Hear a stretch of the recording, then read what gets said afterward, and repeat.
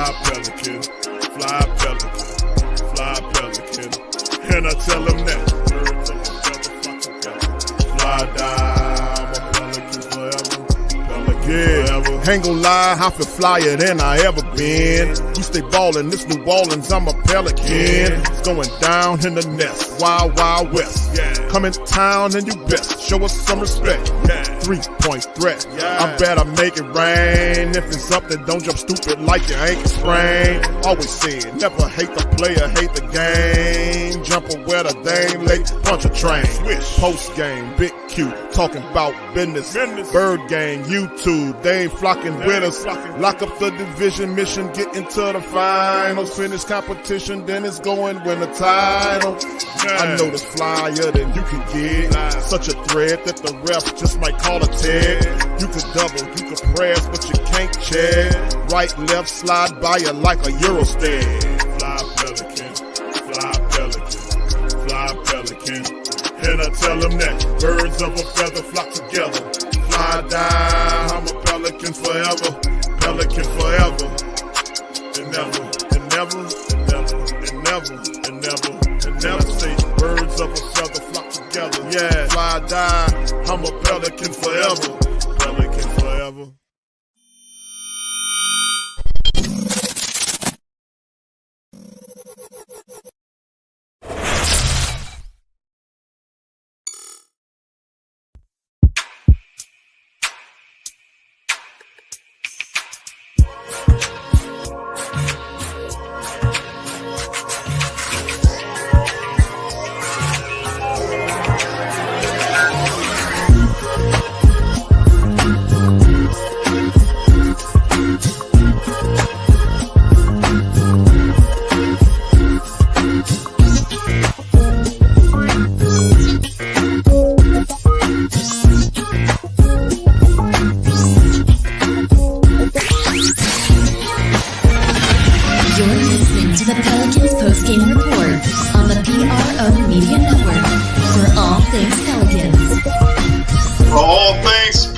You're now due to the Pelican post-game report.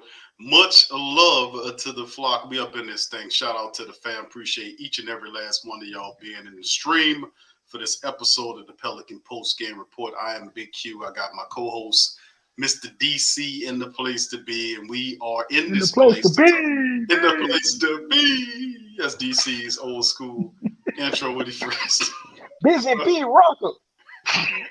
This is old to old school hip hop. That's what it was. But shout out to the guys. Appreciate y'all being in the stream for this episode of Pelican Post Game Report entitled Pelicans Season Recap at the Break.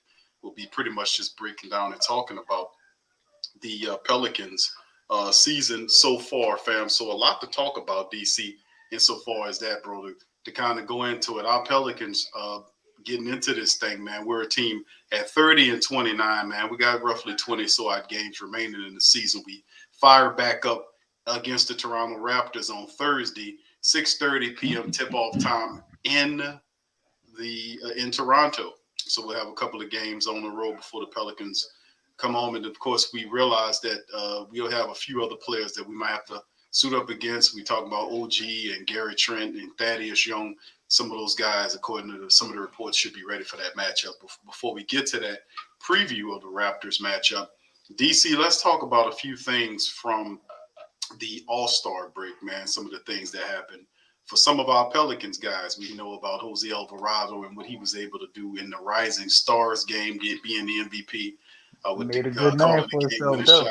And he continues to rise because Jose Alvarado is a guy that has that infectious nature. He plays defense, and that tenacity wins a lot of people over, man. So that bright-eyed, bushy-tail type of style of play that Jose Alvarado lends himself to is really doing some positive things. So let's talk about what happened over the All-Star break with Jose, and we'll go into Trey Murphy coming in second place in the All-Star in the slam dunk competition. Well, Jose kind of took the show, man. I mean, last year you saw him doing a lot of great things, and he kind of had the attitude of like, I'm happy to be here, even though he put a lot of pressure in the situations where they gave him, man, giving us meaningful playoff minutes. And then they put him amongst his peers this year, rightfully so. a guy we had that was playing just awesome ball before he hurt his rib. I mean, Jose dropped 38 points against Denver. You know what I mean? Excellent player, man. He got that little injury, and he kind of tailed off for a little while. And right before we went to the All-Star break, he was really getting back in his groove. And he showed you amongst his peers, man, where he stands and who he is. And he was the most impactful player on the floor among all other guys, either rookies or sophomores. And this is a guy who's an undrafted guy, that we signed. And man, it's probably one of the best signings in Pelicans history. It's gonna go down as we got him locked up for another 4 years, and when that contract come up, Jose gonna get even more money, man. He's showing you his worth not only in his play, but as well as his infectious personality and tenacity, man, to be able to win. I just loved when he went to Donovan Mitchell. He told him, "Yeah, they give me the ball, I'm gonna shoot it, we're gonna win." And that's exactly what he did, man. Just an awesome player, awesome moment for us in that Rising Stars game, man. That was pretty much the highlight for us, All-Star weekend. Jose getting the MVP, man, and Brandon Ingram up there with a shirt on with Jose Alvarado. Yes, he can shoot. You know what I'm saying? And you saw that wholesome picture that they took with him, Zion, and Trey, and David Griffin, Swin Cash, Trajan Langdon, and some of the other coaching personnel and staff, man. Great moment, man, and the highlight of the All-Star weekend for me. Yeah, indeed, man. It was good watching Jose Alvarado do what he does, and of course, we talked to how he plays, man, and hopefully we have a lot more of that in the second half or after the All-Star break, going back into it, because we're gonna need what he's doing. But let's talk about Trey Murphy, man, and what he was able to do in the slam dunk competition. DC, the other fellow, had a pretty good outing, man, in that slam dunk situation, man. Let's talk about Trey Murphy, bro. Yeah, what is his name, Matt or Pat McCullum? Whatever his name was, he definitely stole the show. But no slight to Trey, man. Watch, Lord, this dunk right there, that was awesome, man. They messed my man's pitch up. When to start it off, when they're introducing the competition, they had him as that guy, Kenyon Martin Jr. And that's not Trey Murphy. We all know that. The only person who pitcher got messed up. Then he had his first dunk. Little guy from Philly, man, his first dunk was ultra impressive. He definitely deserved the 50. But I thought Trey's first dunk was way better than a 46, man. I mean, just the creativity of adding the ambiance of Jose Alvarado to it. I just felt like he got slightly slighted on the points for some dunks. Like he had a dunk that they gave him a 54, and I'm like, okay, that's cool. But the dunk that was the most awesome that he had, which he did a tomahawk windmill reverse. I ain't never seen nobody do that before. They gave a man a 48 for that. Definitely. I don't know, man. What's the problem with us? Just keeps being this narrative of like the national media and the ref thing we constantly deal with. And you saw it here on display. They kind of slighted Jose, but I can't be too mad because they definitely gave Jose out. I said they slighted Trey. I said they slighted Jose. They slighted Trey, but they gave Jose his propers Saturday night, Friday night, and then they come and they do this on Saturday. So we kind of were represented well. I thought Trey did an excellent job, man. I was impressed with him. I like the little McCunley kid, but my thing is this, man. I just don't understand how he was even eligible. From my experience, I think he was activated like 10 days prior to the All-Star game. He was pulled up from the G League. It's like, come on, man. So they pull him up from the G League. The brother could dunk his ass off. He definitely deserved to win. But I don't feel like he should have been in the competition because he's not a meaningful NBA player that was logging NBA minutes. Usually when you have a dunk contest, I mean, most of those guys were at least on the active roster for most of the year. Sometimes you get guys that were at the end of the bench and they weren't really playing, but they were on the active roster for most of the year. we got him. It's almost like they brought him in as a mercenary just to dunk, man. I He never made more heard of him. money that night winning the dunk contest than I think he made in his whole NBA career. I never You heard know, of him. so right. Well, I've talked to some people, some of my family members and stuff. Brothers I know, they hit me to him and told me they seen him in high school, man. He's been an animal with them dunks like that. So shout out to him. You know, he definitely deserved to win if they was gonna allow him to be in there. He had the most impactful dunks. Trey was definitely number two, but guess who backed out of the dunk contest, Q? And I found out how he got in. Your homeboy Shady on. Shady Shaw backed out of the dunk contest. And that's how he got in. So, because Shadian Sharp didn't want to do it, and they found him as a replacement. But nonetheless, enough to talk about that. He won. Props to him. Excellent showing by Trado, man. He definitely surprised me a little bit. I thought he was gonna put on a good show, and he kind of exceeded my expectations a little bit. He only had like one dunk, while I wish he could have kind of did a little more. You know, all of his dunks were solid. I think if what's the kid's name? I just keep saying the guy from Philly. I don't forgot his name, man.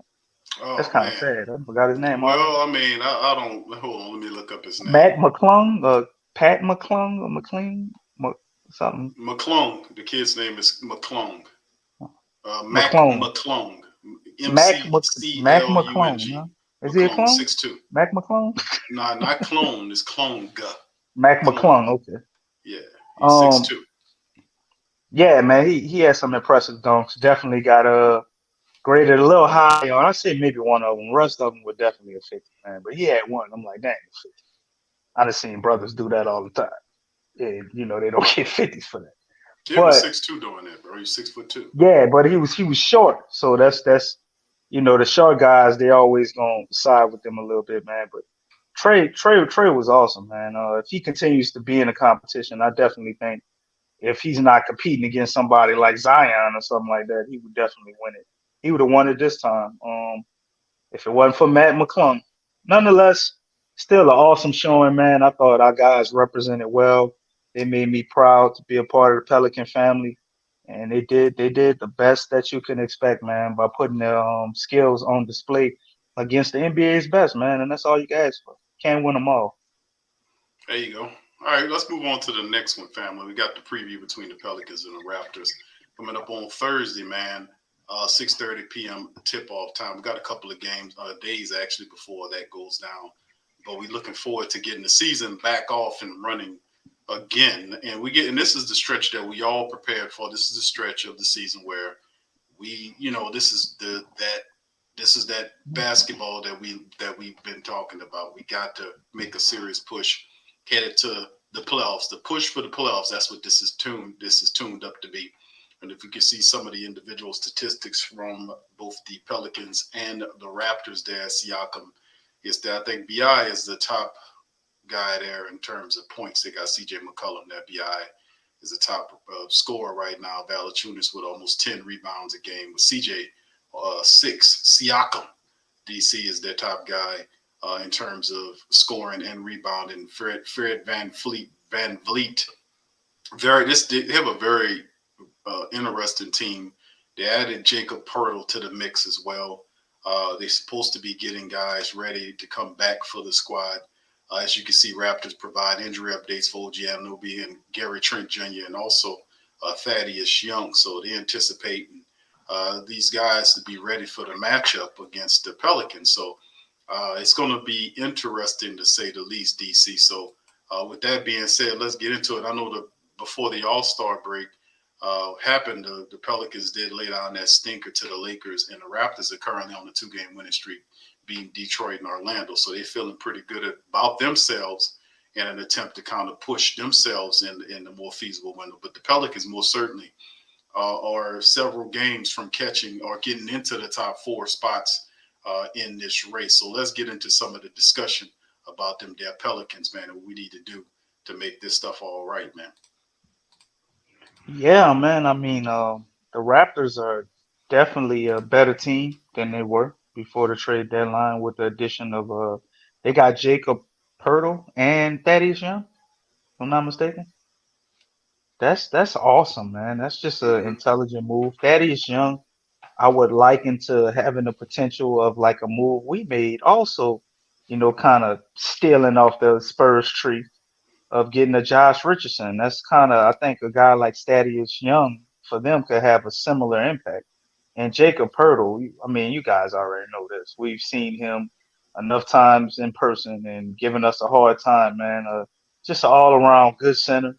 He could step out to that 18-foot possibly every once in a while and maybe hit one of them shots. Not really his game, but definitely get his buckets banging down low. Great rim protector. I'll say very good. I mean, you can't throw that word out great too much, but he's up there for as a rim protector. He's a guy I definitely would have liked to have in the Pelicans uniform. To be honest with you, he's kind of what we would envision in a center that we're missing. A guy that can definitely rebound, play good defense on the block, and also off ball play as a good rim protector, and he moves his feet pretty well too. If you put him in that drop coverage and all those type of different things, he doesn't have a lot of big holes in his game as a center. So he's a well balanced guy, man. And I think for them, this is kind of what they were missing. They didn't have any height, they didn't have any size. So they get a true 7-footer who's a pretty solid player. And I think as he gets implemented in their system, his efficiency and scoring and rebounds and all that will go up and up and up. And people will be looking at the Raptors like this was a very good trade for them because it kind of scratched a few heads when you realize they gave up 2 first-round picks for him. I was like, I like Jacob Purtle. I thought he probably could be had for 1 first-round pick, but the Raptors were able to willing to give up two. So I understand why the Pelicans didn't get him. And he also commands, I think, about $15 million, if I'm not mistaken, right? Q on that salary cap. And the Raptors, to me, are a smart team to do this because the East is looking pretty weak. So they're looking like, okay, we don't have to really tear it down. We can still compete. And when we play them, man, coming off of this All Star break, y'all just watch, family. We're gonna have our hands full. You would want to look at this game and be like, okay, the Pels can get this one. The Raptors winning percentage and all of this and that. Man, it's a team with a newfound lease on life. They're looking at things a little different now. They got two solid veteran players that are productive. They've invested the capital in them. So Nick Nurse is a good coach.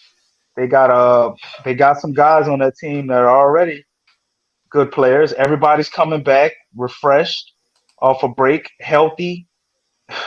They gonna come in there ready to play. And don't think the Raptors don't remember the last time we played them when we ran them off the floor because that's exactly what we did. So we're gonna have to bring our A game. But luckily for the Pels, man, if this year is anything like last year, because that's the only thing we have to go off of.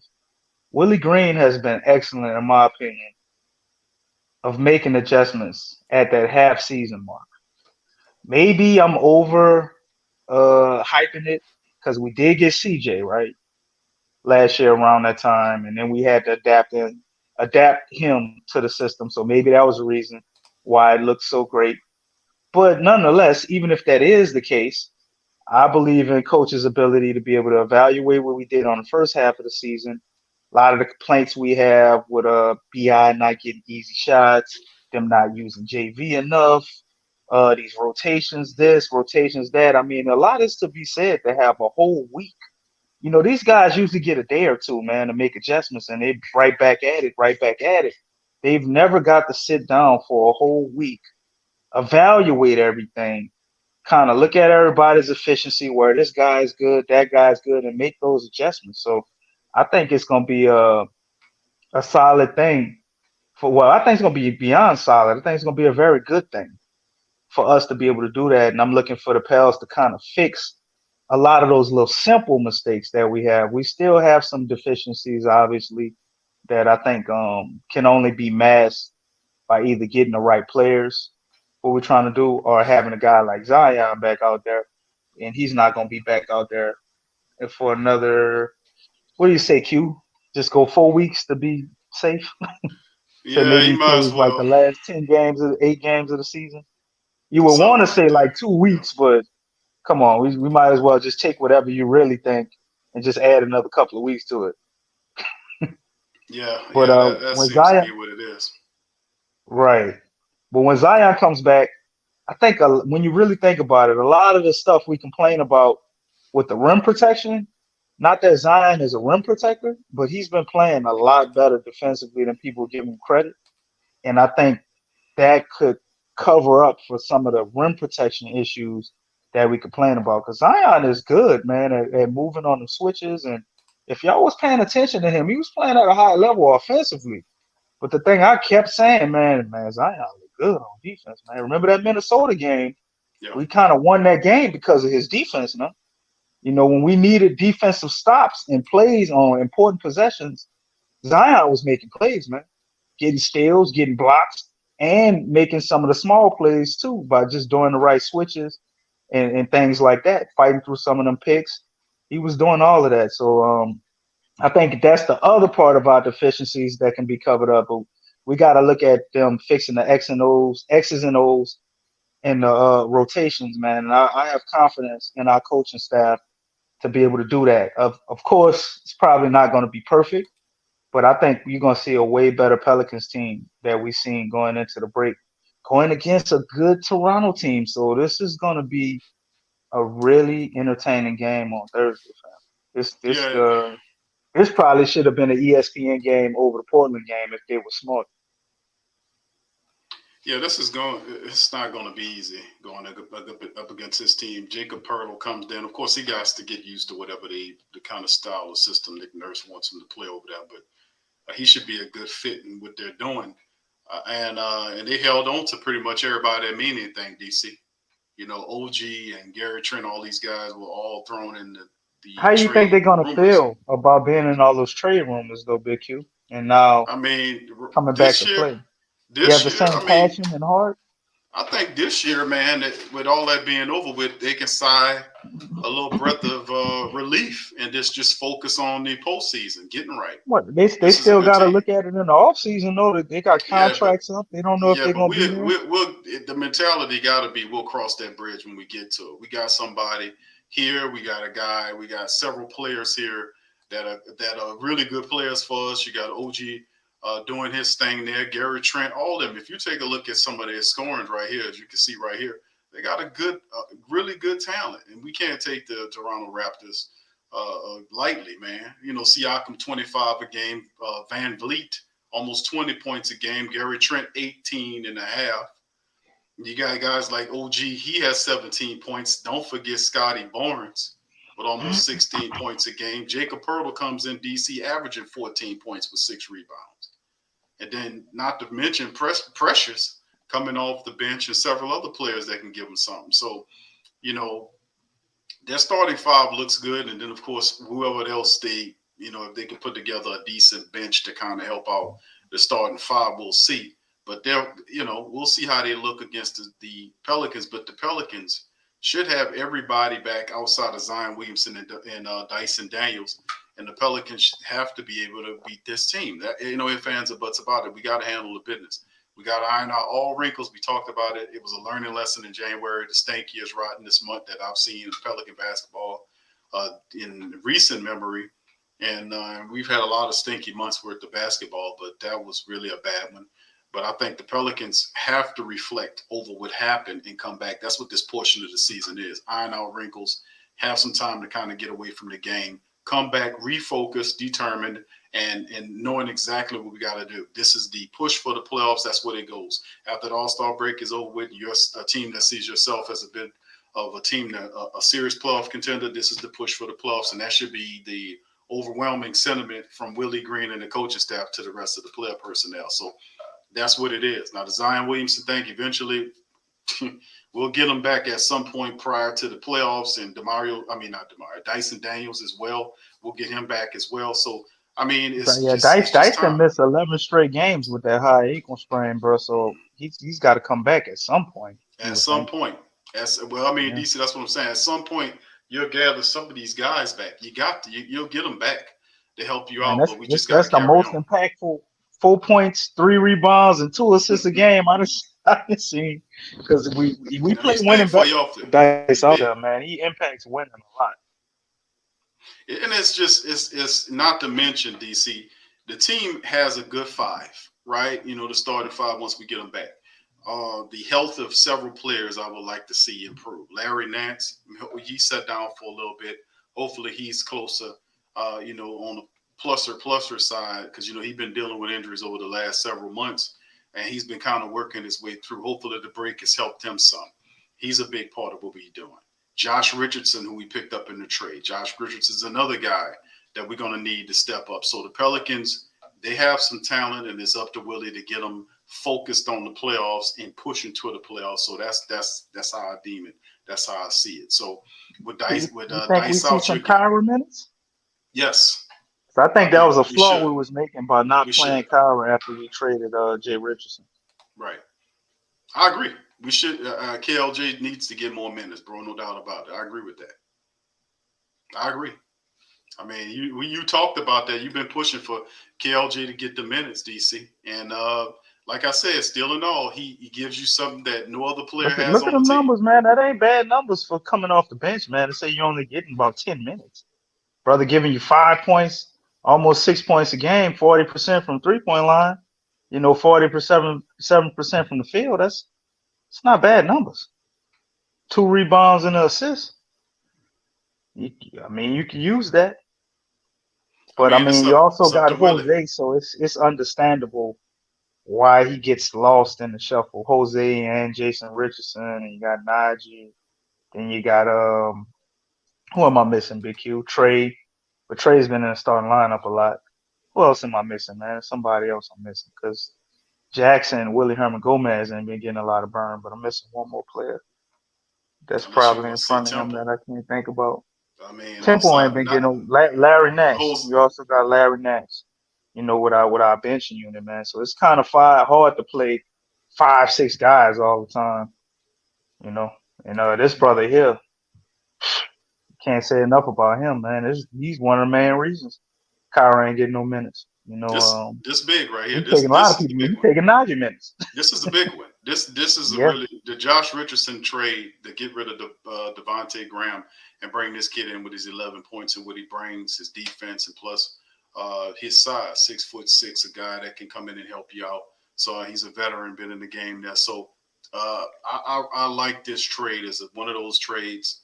Like when we seen the CJ McCollum trade, people was looking at CJ, say, yeah, we got CJ, but I was telling them, hey man, Larry Nance is a big part of that thing. And just like I was saying that now, Josh Richardson is a guy that can help you in that playoff push. So this is a very positive situation, DC, and we just got to get him more and more acclimated. And I most certainly believe that, yeah, he would definitely get those minutes. But the 5 off the bench, right? The top 5 reserves. Let's hear your top 5 reserves.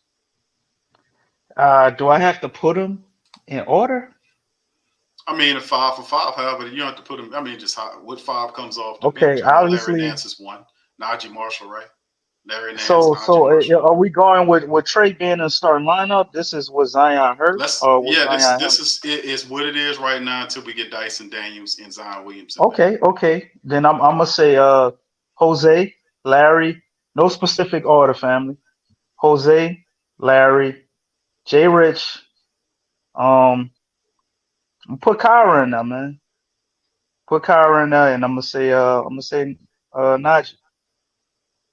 Okay, that's not bad at all. That's Not that's bad at our all. that's our most impactful 5, and I would try to use all of those guys. Obviously, I still have a heart for Jackson Hayes, unlike everybody else. Yeah, I was gonna get to that good comment, Molly, because I wanted to add that in what I was saying too. But I was gonna get to Jackson Hayes and Willie Herman Gomez. They right on that brink, but I would have to put Willie like itching right there above Jackson, kind of getting into that 5. It's a toss up between him and Najee. And I didn't put Dice in there because Dice is still hurt. Obviously, if Dice is in there, I got to take somebody out. And y'all might be mad about it, but let's say Dice is healthy. My thing is Najee. I like Najee a lot, right? But I also understand that basketball is a business. Najee's contract is up, right? And we can't afford to pay everybody. You got to pay Herb Jones too, right? We got Jay Rich. It seems like they're gonna want to keep him, right? So who's gonna take a back seat? I don't want him to, but I can't. I just can't play everybody.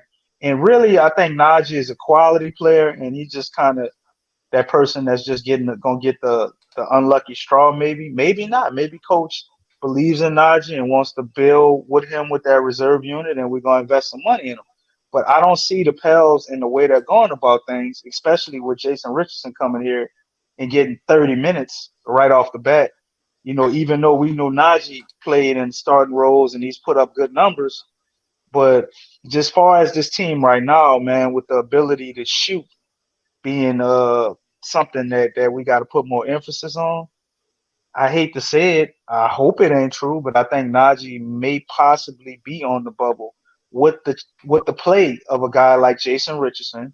You also have Dyson Daniels. You know, you got to get Jay Rich a contract if you want to re-up with him. And Dyson Daniels he's locked up under a rookie deal, man.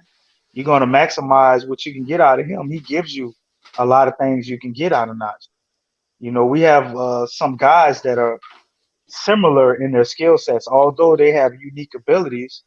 And man, we just have a unfortunate problem of having a lot of good players. Like I would love to see Najee here with Jose and Bi for the duration of his career, but I'm just not sure it's gonna happen. Looking at the numbers, and especially looking at the impact of Jason Richardson. That is the main thing we need to watch, family.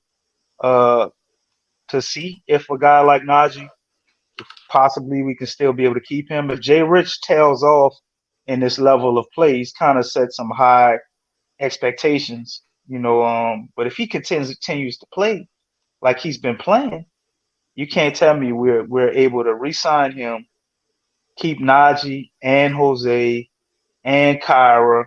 We know Jax or Willie Herman Gomez, one of those guys are gone, right? So maybe that opens up a spot to keep Najee.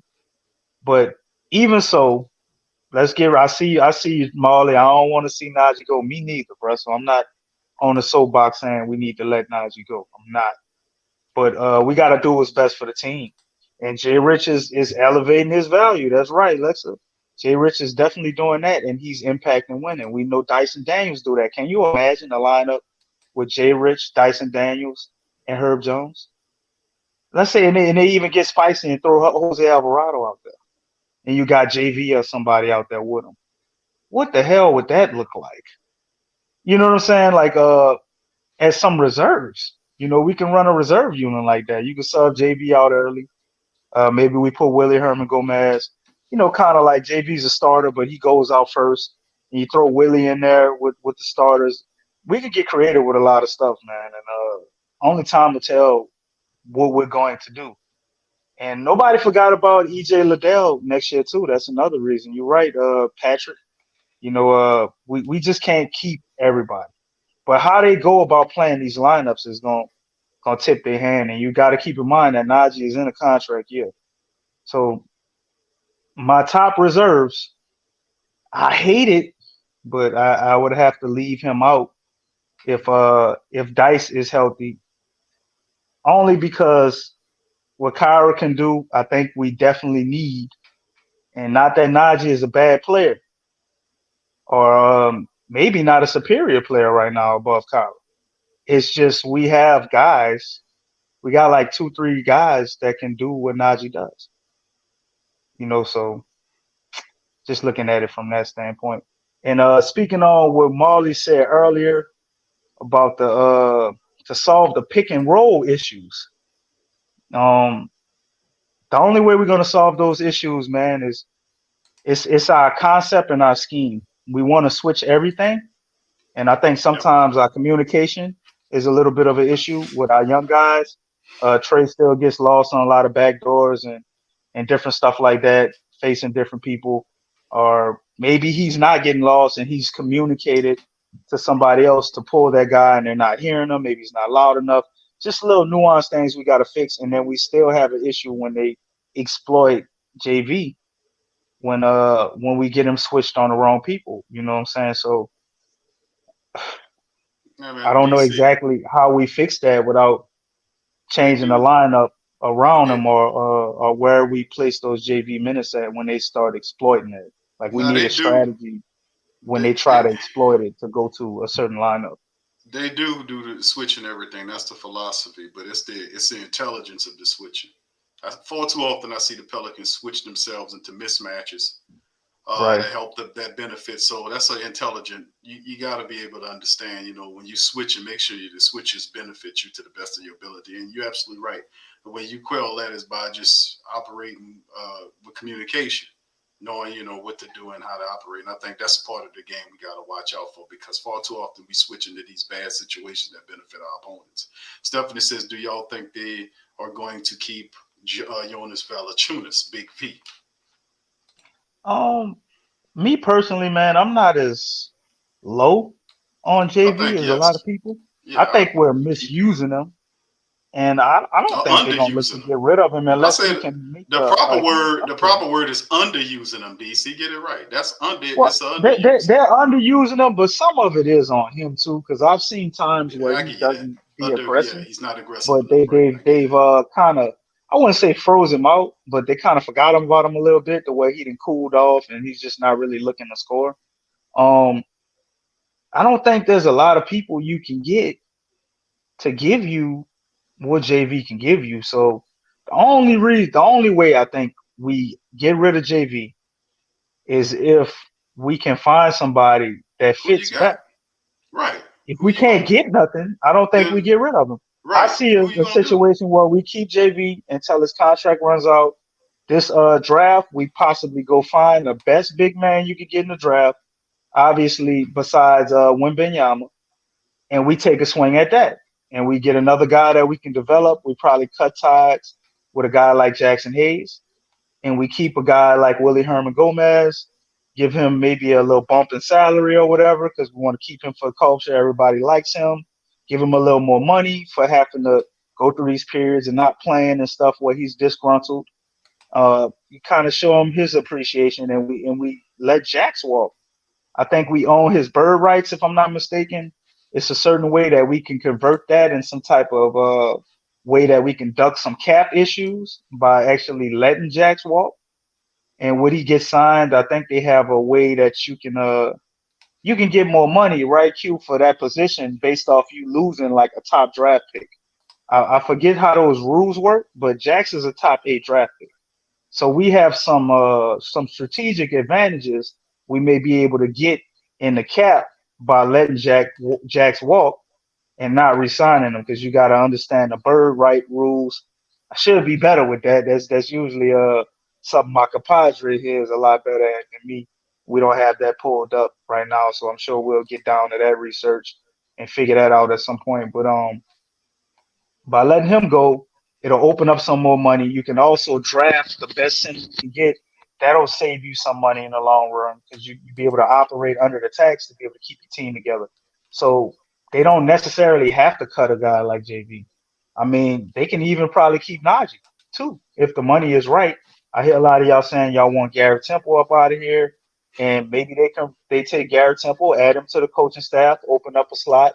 We keep a guy like Najee, let Jax walk. You draft another center. You keep JV. I just don't see a situation. I know a lot of people are talking about it and saying they may do this. He gets played off the floor in the playoffs and this or that. Well, it's still an 82 game season, and JV is very useful for that. And there are some playoffs series where he won't get played off the floor. It ain't like every team we match up with just gonna play him off the floor. But some matchups are bad for him, and he could. But I don't see us getting rid of him, man, because at least at this moment right now, I don't see a for sure replacement for him. Now, if we're gonna pull off a trade and go get somebody or something, there is that possibility. Yeah, that's the whole thing about the get rid of JV thing. I mean, who you gonna replace him with? Now, I don't consider JV chopped liver. That's just not where I come from. Alexa makes a good comment about how Memphis used him, how effective he was in Memphis, and when he's motivated, DC, we've seen in several games this season when Big V's motivated, he can be a factor in the games. In some games, we've seen Willie utilize him early and then go away from him late. And some of those games, he wasn't even in foul trouble. So I mean, you know, we got to figure it out. And I know that's up for Coach Willie to figure this stuff out, to get these players involved and make it all work to the best of our ability. So BI, CJ, and all these guys, you can see our starting lineup right here with Trey Murphy, Herb, and Valanciunas, and then off the bench with Larry and all these guys. So I think it's a good problem to have. Very well, DC and Najee Marshall, the Pelicans could keep him. We'll see what goes on. You're right. I mean, Jackson Hayes is a guy that could possibly be. How much you gonna wait on him? I mean, the Pelicans have been very patient with Jackson Hayes this season. A lot of people have seen it as an opportunity for them to say, you know what, this guy he's not cutting the mustard. Maybe he needs a fresh start somewhere, and you know they might move in that direction. But unless you have a solid replacement for Valanciunas, I would not dare move him. Why? I mean, if you look at his statistics, DC ain't averaging 5 freaking points a game with 2 or 3 rebounds. He's giving you 14 and 10. I mean, you can't poo-poo those numbers. It seems a lot worse than what it really is in reality. I mean, we look at the games when he does bad or when it's a glaring issue because of the defensive problems or maybe JV's a little banged up. He does play through all injuries, family. We don't never think about that. Like, oh, why JV look this and look that? This dude don't never sit out, man. When he's banged up, he plays through those injuries. So, you know, some games he might not look how you want. He might not be 100%. You know, but they don't consider a lot of these things with him. And I thought Alexa made an excellent point of saying we're playing him. We're not using him correctly. Look at how Memphis used JV in comparison to how the Pels use him. Huge difference. And I always went back to what I saw them do with Memphis that worked extremely well. And I've been saying it for the last, year and a half, Big Q? Yeah. Since we got him, I've been saying it. I was like, look, man, I like JV without starting centers, but I think it does better. But I don't know how he would feel about that. But it would do better to maybe start somebody like Jax, start somebody like Billy. Probably not, but looking for somebody that can give you that ability to be able to switch more and just have that defensive situation. We got a great roster of defensive reserves. So you put JV on the second unit and allow him to maximize what he does on offense. And you have a bunch of people around him defensively to help him with that deficiency that he has of not being able to pick up guys who can hunt him and all of that. A lot of times when you're going into the reserve units, you know, the best players that are able to exploit matchups at a high clip are on the bench getting Gatorade. So you can have JV out there chewing, just running through their second units. I And absolutely we agree with watched that. Memphis do this, and it worked extremely well until they ran into the playoffs and they couldn't find a situation to kind of make that work with their rotations in the playoffs. So they decided to move on from him. And you get a guy like Steven Adams that gives a guy like Ja Morant a lot more space with the way he can screen and box out and do all of that. You know, he's the guy that helped Russell Westbrook get that MVP and average all them triple doubles. Don't forget that. You know, Steven Adams is a good player too, even though he didn't work here. You know, he's a different type of guy as far as what we were looking for. But JV to me would be best utilized if you allow him to. I don't say he has to be a bench player. You can still start him and do it, but he needs to get a lot of run with the second unit, and you actually let him dominate that unit. Like it's built around him. You know, if you want to stagger and do the thing with Zion and BI, you can do that too. I don't think it works as well with Zion, but it still does work. You know what I'm saying?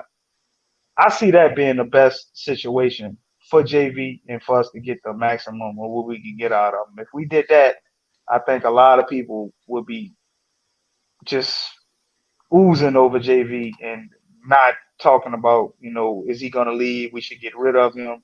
He doesn't fit and all of that. If we switch gears and kind of did that, I think it would work a lot better.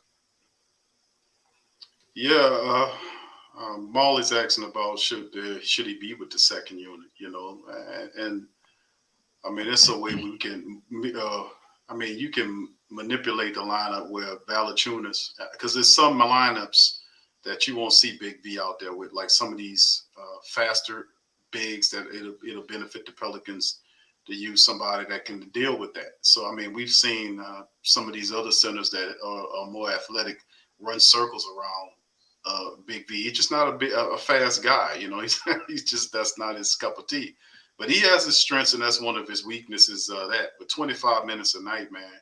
I mean, I think Valanciunas with DC's idea, and that's his idea. I don't think that's a bad idea. I actually think that's a pretty damn good idea to use him in that capacity, to use him there. You know, I think he'll be a lot more involved too, coming off that. Now, I don't know if you say coming off the bench, DC, but at some point you switch him or you kind of evolve the rotation. Well, he could be a starter in principle, or start the games off, be the first guy to come out. Right, he comes out and then he switches, and then he gets his 25 minutes. Working with mostly the second team or some throughout the remainder of the game. So that's not a bad idea to have him to run them against the second stringers or you know, against the second strings our opponents. I mean, whatever it takes. But at some point, they got to do it. Like 20, I think 23 or 24 points or something like that. Doing that with Memphis, man. He scored 41 points on us, man.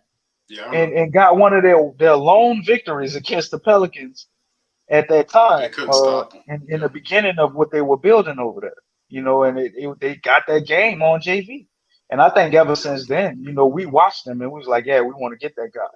You know, Family got a question though. You go ahead and read that. I thought you were gonna read that comment, but I'm looking at Marley's comment asking, Q and DC, do you think McCullough should be with the second unit?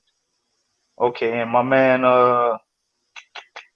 Calvin, yeah, boy, you be having it out. Calvin Ellis be having it out for CJ, man. Calvin got a rifle with a scope on it aimed at CJ every game. I guess Marley asked that question based off of Calvin's comment of we made a mistake giving CJ that extension. I don't care how good he is in the locker room. You don't care how good he is, Calvin, for real, bro? He said he don't care how good he is in the locker room. So he's Garrett Temple now. Is that it? I mean, this guy actually wins you games. He's averaging over 20 points a game. I mean, he's not a perfect player, but CJ McCollum, he's an asset. He's an asset. His experience, he can shoot the ball, man. He makes a lot of mistakes, and he gets a little shot happy at times. You know, he can afford to pull the ball on and rotate it around to find an easier shot. But that's the mentality of a scorer like CJ McCollum. But like I said, man, I still think he's a starting level guard in the NBA, man. You know, I ain't gonna totally agree with Kelvin. Like I said, Kelvin he got that scope trained on CJ every which way. But CJ is not freaking Garrett Temple, man. This guy is actually contributing, man. He contributes. So of course I think he should be in the starting lineup, bro. I don't see it any other way. A lot of people as well. If you take, well, let me pose it like if you take CJ, God damn! Come on, Calvin, you can't really believe that, man. Calvin just don't like the man, bro. You know, he just don't like him, bro. Me looking at CJ with the second unit, I see that in his future. But at this point right now, who you gonna replace him with right now? I mean, who gonna give him that same production? There's nobody to give that production. A guy like Dyson Daniels has to. They're gonna tell you Jose Alvarado, DC. We done had this discussion before. Jose gotta take another jump. You know, a guy like Kyra's got to take another jump. I mean, you got some young guys that could step up and start playing at a high level, to where you start thinking about that. But hell no, not right now. I think a lot of people forget the maximum strength of CJ hasn't been on full display. CJ is not a guy that has to carry your team, has to be your every minute point guard trying to set people. That's not his maximum strength. He can do all of those things. He's a great combo guard. But CJ's strength is getting buckets, man. So you put him with BI and Zion. That's the thing. You put CJ with BI and Zion, and then you watch how that look, Calvin. I guarantee you're going to be singing a different tune, because if you got the defense bending on BI or on Zion, and you kick that down ball to CJ, and we got another shooter in that lineup with him as well, man, that is deadly. CJ is gonna knock down catch and shoot threes at almost a 50% clip, bro. That costs money in the league. Just to do that. Not only can he do that, he will break you down off the dribble and embarrass you, can get to the hole and finish, get contact, get a foul, or do his patented bank shot where he allows that to be a foul. It's going to be a lot easier with him to do things like that with Zion and BI out there. Not only can he do that, he can also do a pretty good job facilitating if the defense isn't fully break down, finding the open guy. He plays great team ball, man, when he plays within himself and we don't ask him to carry us. CJ looks like a different player when he plays efficient. Right. Like I said, he's a true two. He's a shooting guard. He's a guy you look. When I give you the ball, man, you looking to score. You know what I'm saying? We put him in that role. Man, CJ is awesome, bro. He's awesome. I mean, you win a championship with that. But you looking at what we got right now when CJ's kind of had to carry us at times, and it's the him and JV show, and 70% of the game it looks great, and then you got that 30% that's looking horrible. That's really not who he is. So I don't see him with the second unit. When you see him back with Zion and BI, I don't think you ever gonna ask that question because you're gonna see how efficient it all looks. Yeah, that's a great point to make about CJ McCollum, and Lex is right. He is a true two. But we knew that when we picked him up. You don't have anybody better than CJ McCollum at that position. And despite the fact that he's a true two, he's still leading the team in assists with six assists per contest, which is good for 24th in the NBA. So, I mean, listen, with everybody healthy, what is he, your third option, which is what the Pelicans wanted him to be behind Zion and BI. So it all looks differently. Right now, everybody has to kind of cover that until we get our staff fully back together, Zion and Dyson and all those guys.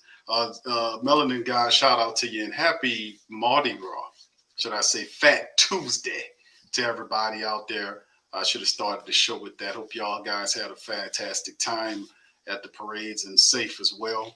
And Melanin guy said, DC and Q, do you think it was premature for me to say the Pelicans was going to win it all the beginning of the season? Was it premature?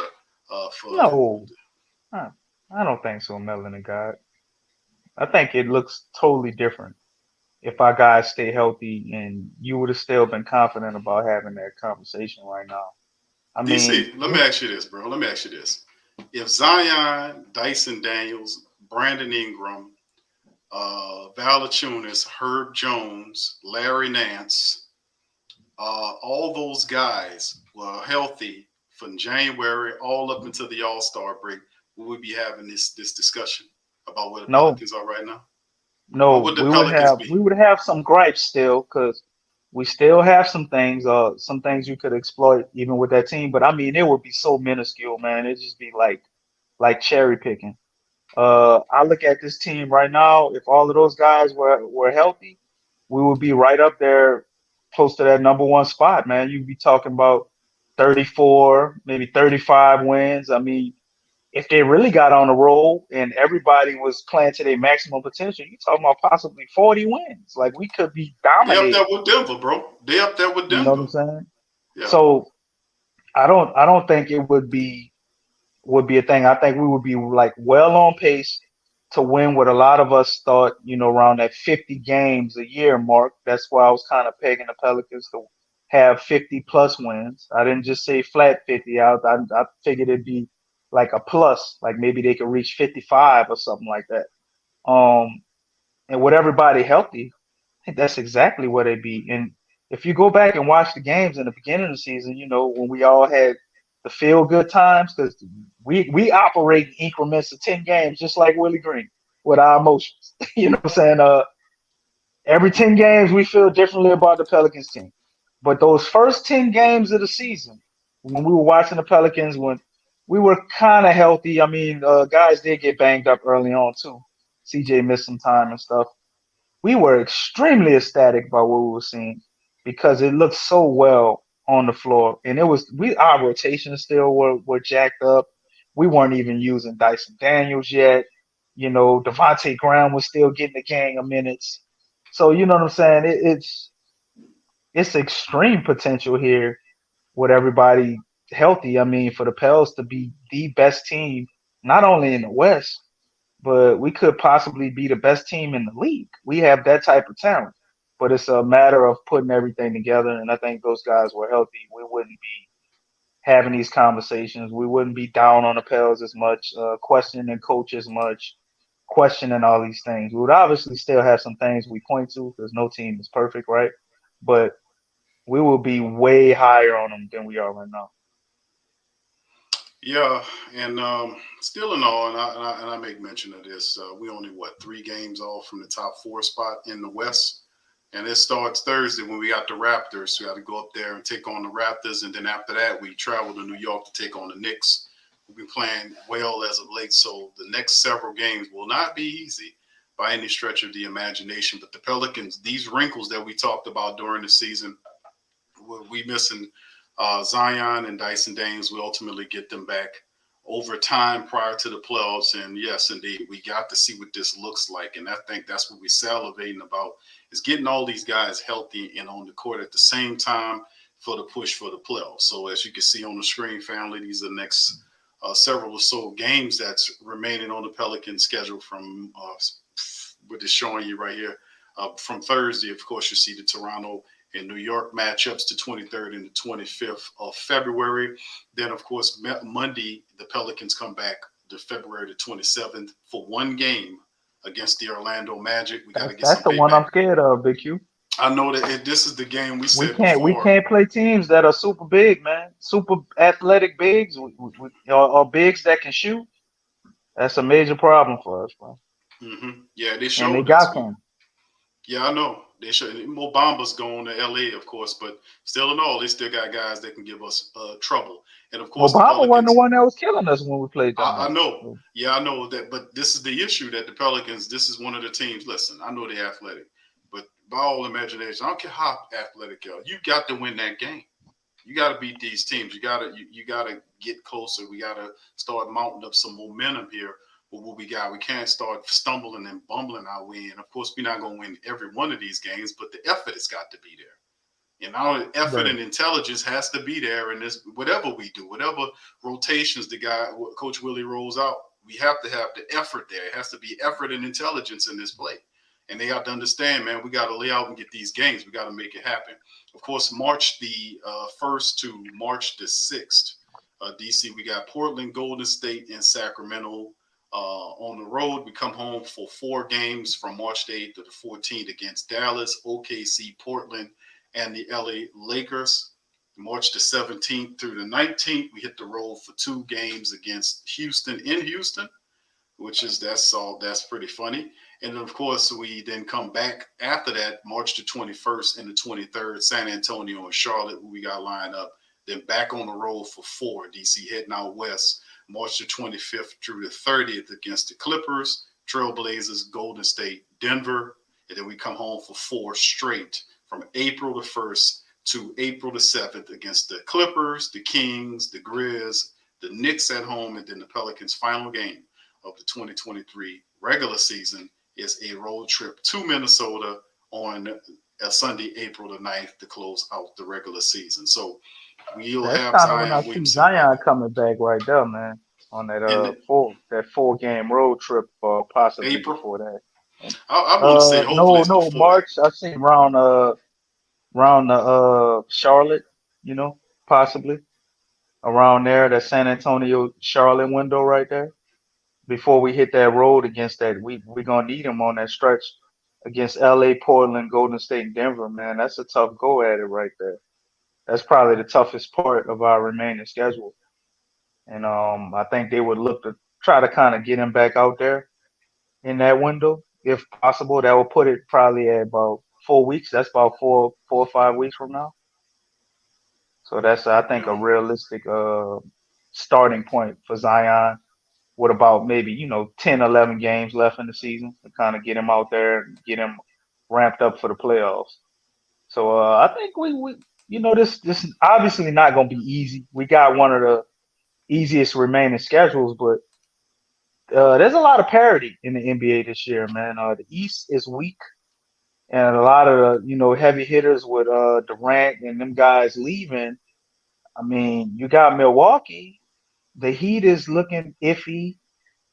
Philly's doing their thing. So I say Milwaukee and Philly are probably the two strong suits outside of the Celtics. And then after that, it's a complete crapshoot in the East. So these teams they're gonna be playing. You got your teams like San Antonio, obviously, who we still have, and the Rockets, who they're encouraged to lose. They want to lose. We're gonna be highly motivated against a team like Los Angeles. Portland is definitely gonna come to play, but I don't feel like that trade made them a better team. So, we didn't have a lot of problems with them then, other than Dame dropping like a 60 ball or a 50 ball or something. We should be able to handle Portland. Dallas will definitely be a tough go at it. It's always tough with Sacramento. Charlotte is not playing winning basketball. Even though LaMelo came back, he's putting up good numbers, but it's just not winning basketball. We always play pretty good against the Clippers. Golden State at some point, is going to stand up, I would think, to us because I think their strategy was to kind of let us feel good. They've been kind of letting us win, sitting everybody, and then they're going to come back at a crucial point of the season right now, and they're going to have all Start their winning heavy hitters back. games. Yep, Yeah, that's what they're doing. That ain't a and they're going secret. to try to hit us upside the head like when you least expect it because the last two games we played, then we got them.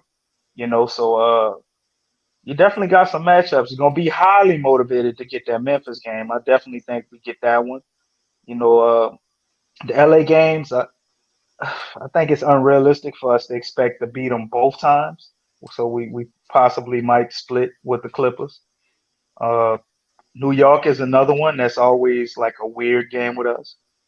And Minnesota. So we got teams with, I guess, the records match, but this is still, a tough go at it, man. And realistically, looking at a lot of this back end, I think we could do amazing if Zion actually comes back.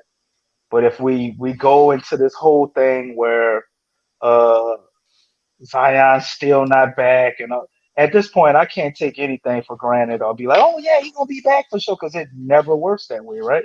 So if Zion, we playing that back half and he's not gonna come back, man, it's gonna be tough. We're gonna be fighting in that 4 to 6 range to get out of the play-in. But if we get Zion back, man, I'm sticking to my prediction.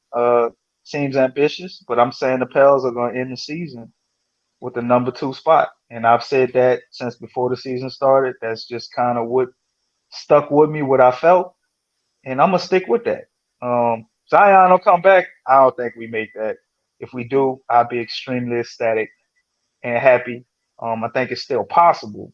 But with Zion coming back, because he would have to come back in that stretch on that West Coast road trip. I think that would be smart for to bring him back a game or two before that road trip. See how it goes. If we don't have no more back to backs, I don't think. So yeah, things can definitely work out for us and look extremely positive, man. And the Pels can still end this season with probably the pretty high 40s in victories, man. 50, 50 wins at this point though.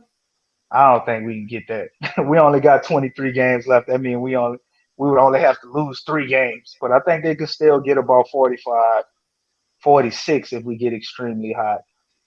We get no less than I would say 41 or 42 wins though.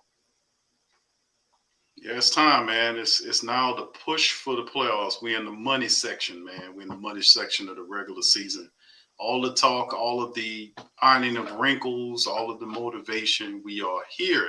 We are here. We are here. The Pelicans have to step up, man, and make that push happen. Of course, we know Coach Willie gonna handle the business, get the team ready to play, work out whatever lineups that we need to be done. We have absolutely no choice. We have to get it, man. And Zion Williamson comes back.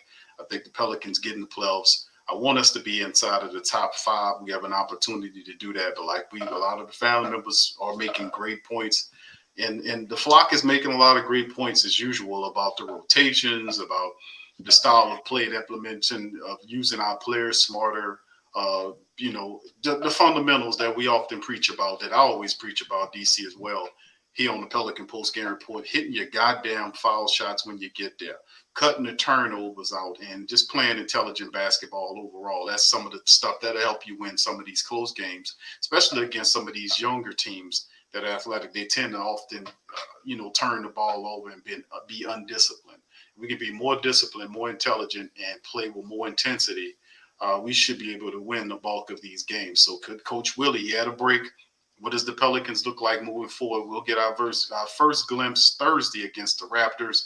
Then after that, we got the Knicks on the road. So tough games all the way around. And they say easiest schedule there, but a lot of these teams are going to be fighting their asses off for these playoff seedings, man. And it's going to be fun the next 23 games to see what it looks like heading forward in the season. The push for the playoffs begins Thursday, family, against the Toronto Raptors up in Toronto, baby. So there you go. All right, so with that being said, fam, we're going to get ready to get out on that. Listen, we appreciate everybody for chiming on this episode of the show. Please feel free. If you hadn't done it already, please feel free to hit the like button, hit the subscribe button, and also, as DC likes to say, sharing is caring. Yeah, there you Did go. I say it right? He said it right. DC said it right. Sharing is caring. Man, sharing is caring, man. He screws it up. All right, so anyway, yeah, do that. Share the show's link Sharing on your is social. caring, man. Come on, man. Share your link. Share the link to the show on your social media feed. It helps us out. Please feel free to check out the Pro Shop. Links in the description section below for merch for the platform. It helps us out. So with that being said, fam, listen, we're going to get out on that one, man. We will return on Thursday after the Pelican matchup against the Toronto Raptors. Hopefully the Pelicans will get that win. DC, they're going to make it pop. They're going to get that victory against a very difficult Raptor club. We're going to come out refreshed. We're going to play a full game. We're going to have these dumb lapses. We're going to make sure that we are focused, we're determined. And appreciate you, Marley, for breaking it down for All right, so with that being said, I'm going to get out on that. Much love to the fam. Appreciate y'all, and go Pels.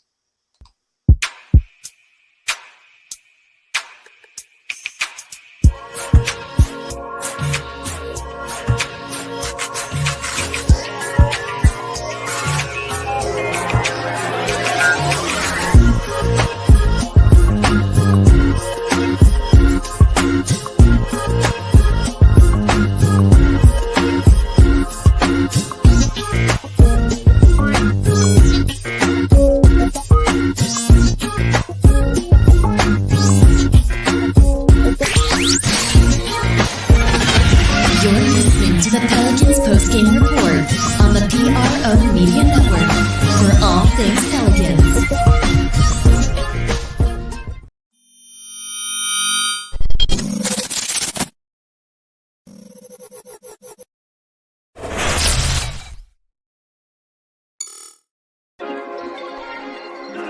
Check out the Pro Shop. That's right, the Pro Shop is the platform store where you can go and buy all the latest merch to support the platform. Available at the Pro Shops, we have dozens of hundreds of products available for you and your family. Unisex tees for men and women, hoodies and sweatshirts, tank tops, kids and baby items, long sleeve tees, mugs, pillows, wall art, bath bedding, face masks, phone cases, stickers, bags, fanny packs, socks, hats, and many other items. Please feel free to check out the Pro Shops. The link is in the description section below. And remember, it helps the platform continue to grow. Check out the Pro Shop and Who That too.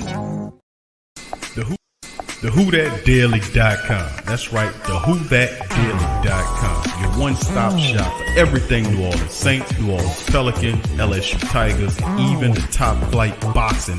So if you're a Who That and you're looking for a place to stay up on your team, TheWhoThatDaily.com is your site. TheWhoThatDaily.com for the sport Who That and all of it.